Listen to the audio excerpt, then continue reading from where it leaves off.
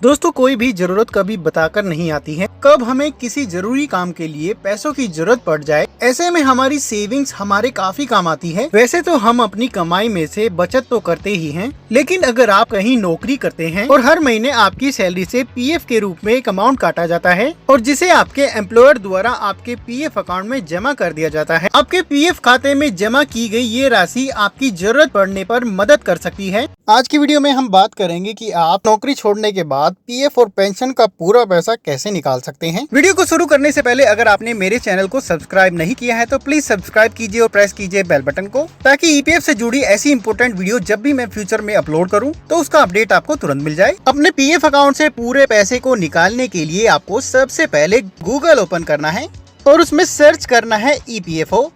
जैसे ही आप सर्च करते हैं, सबसे ऊपर आप देखेंगे आपको ईपीएफओ यानी कि employees provident fund organisation website का लिंक दिखाई देगा। उस लिंक पर क्लिक करके आपको वेबसाइट को ओपन कर लेना है। जैसे ही आप वेबसाइट ओपन करेंगे, कुछ इस तरह से आपको स्क्रीन दिखाई देगी। यहाँ पर राइट हैंड साइड में आप देखेंगे आपको कुछ ऑप्शंस दिखाई देंगे। इन ऑप्शंस में से आपको online claims member account transfer option पर क्लिक करना है।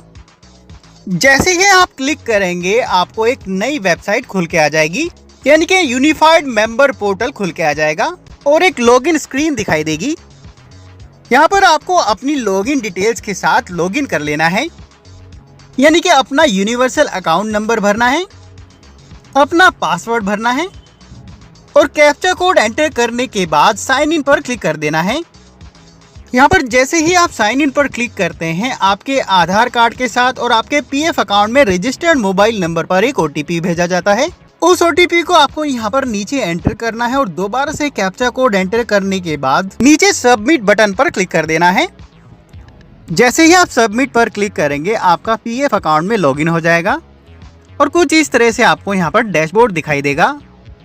दोस्तों, ऑनलाइन पीएफ अकाउंट से पूरा पैसा निकालने के लिए ये मैंडेटरी है कि आपके पीएफ अकाउंट में आपकी केवाईसीज यानी कि आपके आधार डिटेल्स, बैंक अकाउंट डिटेल्स और पैन डिटेल्स अपडेटेड होना जरूरी है। आपके पीएफ अकाउंट में आपकी केवाईसी अपडेट है नहीं, ये चेक करने के लिए आपको ऊपर मैनेज पर जाना है और यहाँ पर केवाईसी ऑप्शन को चुनना है। अगली स्क्रीन पर आप देखेंगे आपकी केवाईसी का स्टेटस आपको दर्शाया जाता है। यहाँ पर नीचे आप देखेंगे करंटली एक्टिव केवाईसी के नीचे आपकी जो भी केवाईसी आपके पीएफ अकाउंट में पहले से अपडेटेड है, यहाँ पर आप उसका स्टेटस चेक कर सकते हैं।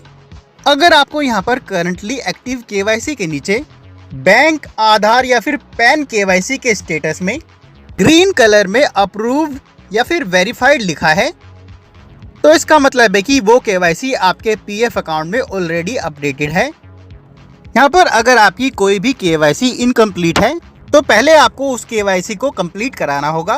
दोस्तों, ऑनलाइन पीएफ अकाउंट से पीएफ का पूरा बैलेंस निकालने के लिए आपके पीएफ अकाउंट में आपकी डेट ऑफ एग्जिट अपडेट होना भी मैंडेटरी है। ईपीएफओ रूल्स के मुताबिक आप अपने पीएफ अकाउंट से पीएफ का पूरा बैलेंस तभी निकाल सकते हैं अगर आपकी नौकरी चली गई है और आप 2 महीने से ज्यादा अनएम्प्लॉयड हैं। इस केस में आपको नौकरी छोड़ने के बाद आपके एम्प्लॉयर द्वारा जो भी कंट्रीब्यूशन लास्ट जमा किया गया है, उसके 60 दिनों के बाद अपनी डेट ऑफ एग्जिट को अपडेट करना होगा। उसके बाद ही आप अपने पीएफ अकाउंट से पूरा पैसा निकालने के लिए ऑनलाइन अप्लाई कर पाएंगे। इसके अलावा अगर आपने एक से ज़्यादा कंपनीज में काम किया है तो पहले आपको पुराने सभी पीएफ अकाउंट का बैलेंस अपने करंट पीएफ अकाउंट में ट्रांसफ़र कर लेना चाहिए और ये भी चेक कर लेना जरूरी है कि आपके पीएफ अकाउंट की बेसिक डिटेल्स में और आपके केवाईसी डॉक्यूमेंट में कोई मिसमैच तो नहीं है। अगर आपके केवाईसी डॉक्यूमेंट में और आपकी पीएफ अकाउंट की डिटेल्स में कोई भी मिसमैच है, जैसे कि नाम, father name, date of birth में कोई भी मिसमैच है, तो आपका क्लेम ईपीएफओ द्वारा रिजेक्ट कर दिया जाएगा। तो ये सारी चीज़ें चेक करने के बाद अपने पीएफ अकाउंट से पूरा बैलेंस निकालने के लिए अप्लाई करने के लिए आपको ऊपर ऑनलाइन सर्विसेज पर जाना है और क्लेम ऑप्शन को चुनना है।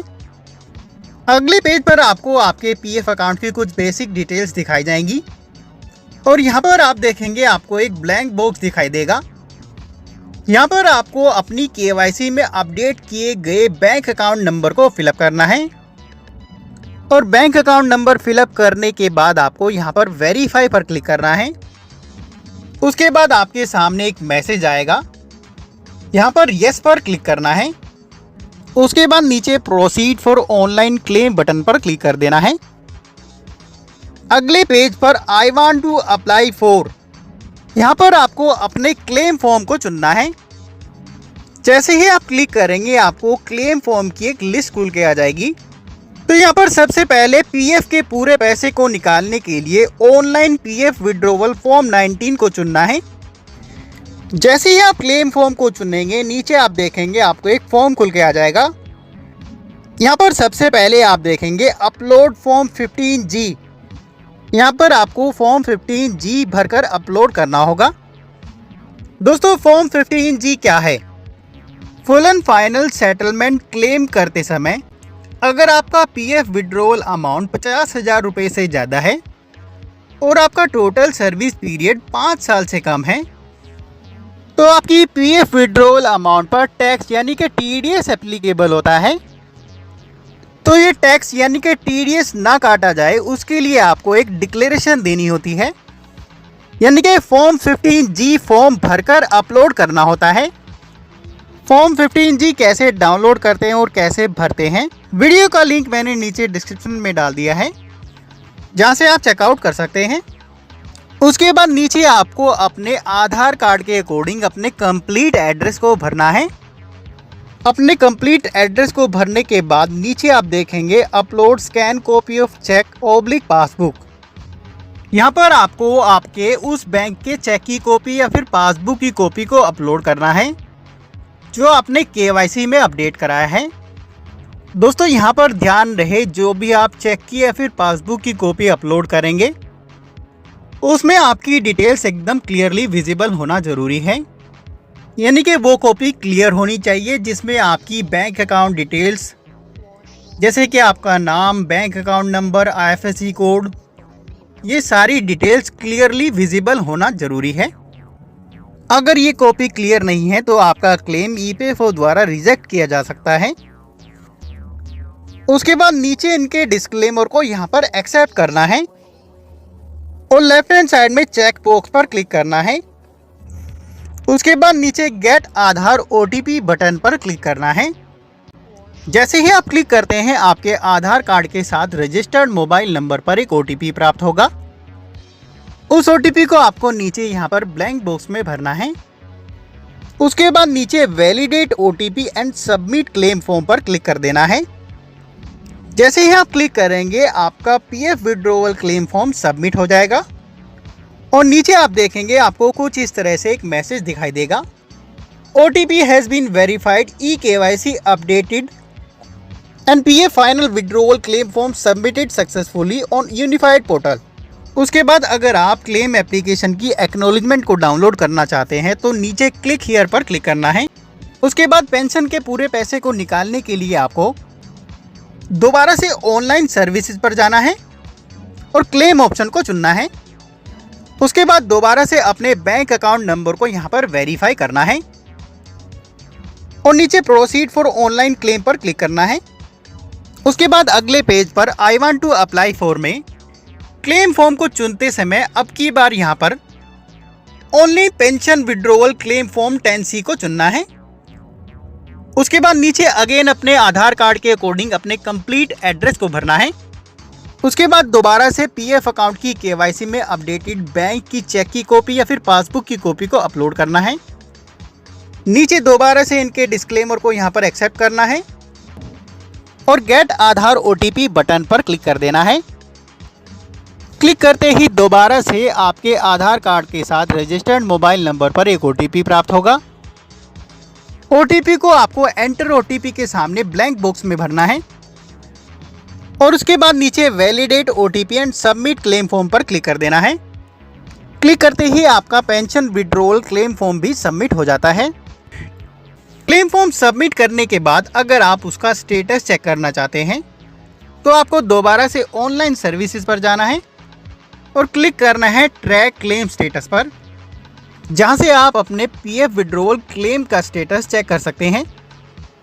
तो दोस्तों इस तरीके से आप अपने पीएफ अकाउंट से पूरा का पूरा बैलेंस निकाल सकते हैं। दोस्तों ईपीएफओ रूल्स के मुताबिक PF withdrawal claim form settle होने में 7 से 20 वर्किंग डेज का समय लगता है और नॉर्मली क्लेम 7 वर्किंग डेज के अंदर ही सेटल कर दिए जाते हैं और आपके पीएफ का पैसा सीधे आपके बैंक अकाउंट में ट्रांसफर कर दिया जाता है। वीडियो अगर पसंद आई है तो प्लीज लाइक कीजिएगा और अपने दोस्तों को जरूर भेजिएगा और ऐसी और भी वीडियोस के लिए प्लीज सब्सक्राइब जरूर कीजिएगा और अगर आपकी कोई क्वेरी है तो आप कमेंट बॉक्स में लिखकर पूछ सकते हैं। अभी के लिए धन्यवाद। अगली वीडियो के साथ फिर से मिलेंगे। All the best.